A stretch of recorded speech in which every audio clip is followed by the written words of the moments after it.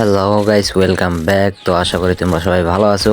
অনেক দিন ধরে গেম খেলি না, সময় পাই নাই, যার কারণে ভিডিও আপলোড দেওয়া হয় নাই সেরকম একটা। তো গেমে ঢুকলাম, তো আজকে এই গানটা নিয়ে দেখি এটা নিয়ে কীরকম খেলতে পারি। তো এই দিক দিয়ে আসতেছি, যেহেতু সচরাচর এই দিক দিয়ে এনিমে আসে, তো আমি এই জন্য এইদিকে চলে আসছি। তো ওইদিকে আমার একটা টিমমেট 2 নম্বর টিমমেটটাকে ডাউন করে দিল। তো আমি ওইদিকে আসলাম, দেখলাম যে এনিমিগুলোকে দেখা যায় কিনা। তো এনিমিগুলো ওই দিক থেকে দৌড়াদৌড়ি করতেছে, যার কারণে ফায়ার দেয় নাই, কারণ ফায়ার দিলে বুঝে যাবে যে আমি এখানে আছি। এই জন্য আমি এখানে চুপচাপ দাঁড়ায় আছি।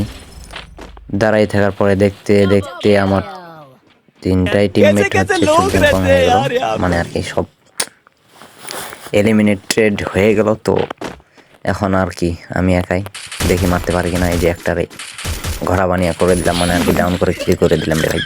তোরা যে কি বুঝছে, এত মাইন্ড এরকম হলে হয়।